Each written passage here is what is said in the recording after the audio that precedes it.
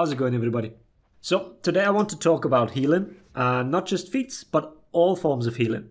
Griffin's release should have shown everybody how powerful multiple heals in a single kit can be, and why it's incredibly difficult to balance them.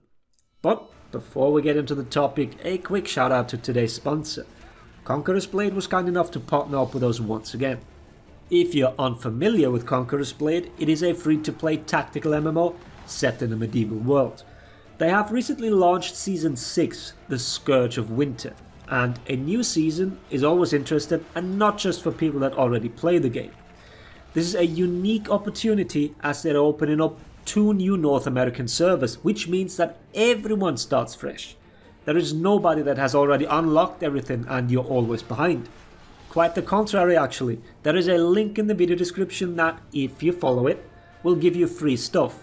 You start out with a 7-day free and exclusive premium account, so you're the one ahead.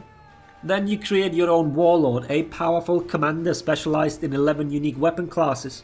You can raise an army, choose from 80 different units, ranging from melee, over ranged and cavalry, all of them inspired by history's greatest warriors.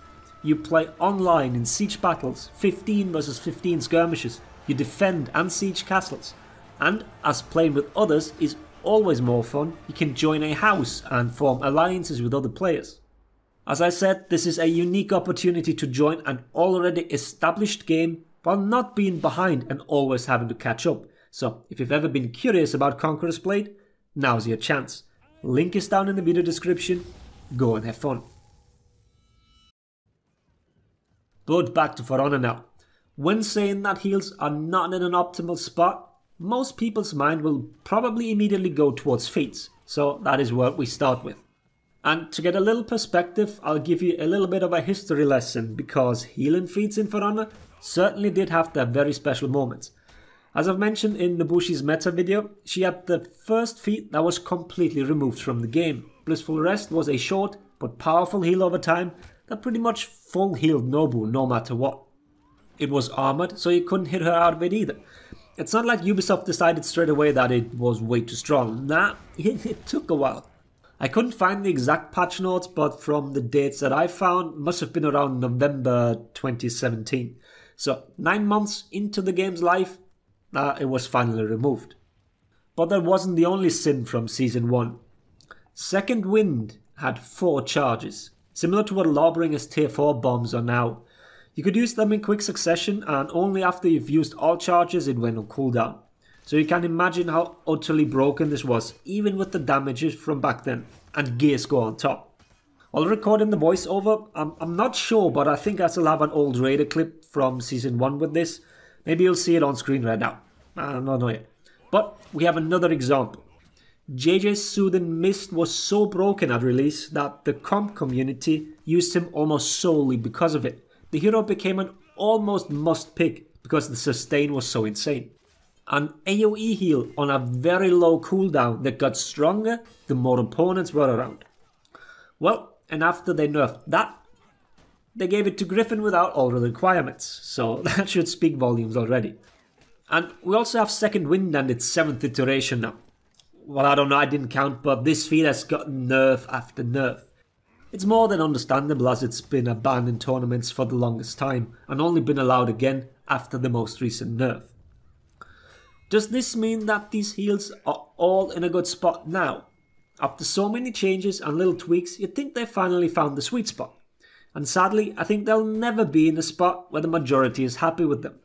An on-demand 25 or 35 or however much HP is just really good. Pretty much every hero that can take it does so. And I'm sure now with the buffs to 2 bleed heroes, it's even more convenient to have a healing feat. Which brings me to the one thing many of you have probably been waiting for already, the fact that heals do cleanse bleed. And not just bleed, it also removes fire. I don't think there is any applied dot to one's health bar that can't be cleansed. Infection could be considered a dot, but it's not a visible portion of your HP bar, so it's not affected by the heal interactions.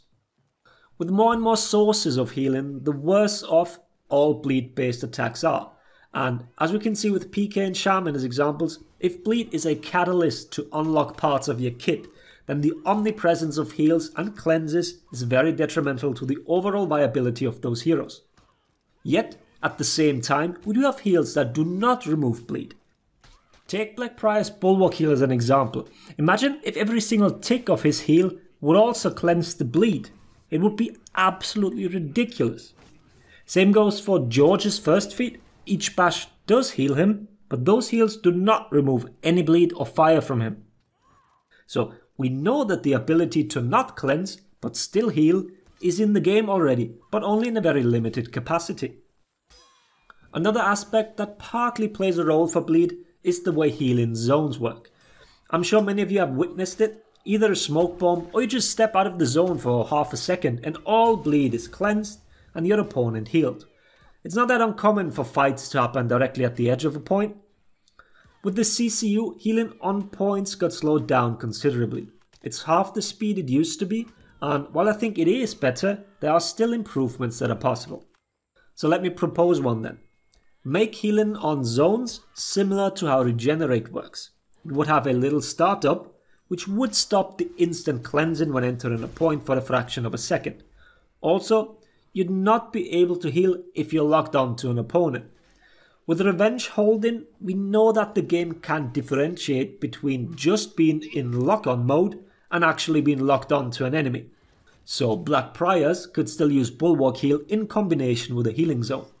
But what this would solve is, like I said, the quick cleanse as well as the body blocking while healing. We often complain about the entrance to points, and this is one of the reasons that causes some of the frustration associated with it. With these new requirements, healing could be sped up again, if it's even needed. Testing is required here to see how it feels. They should allow for quicker heals overall, which results in more fighting time and general map movement. All the while, it should reduce some of the frustrations of trying to stop someone from healing. And that's it. Healing certainly is a delicate subject, and there's a reason why we constantly see changes to it.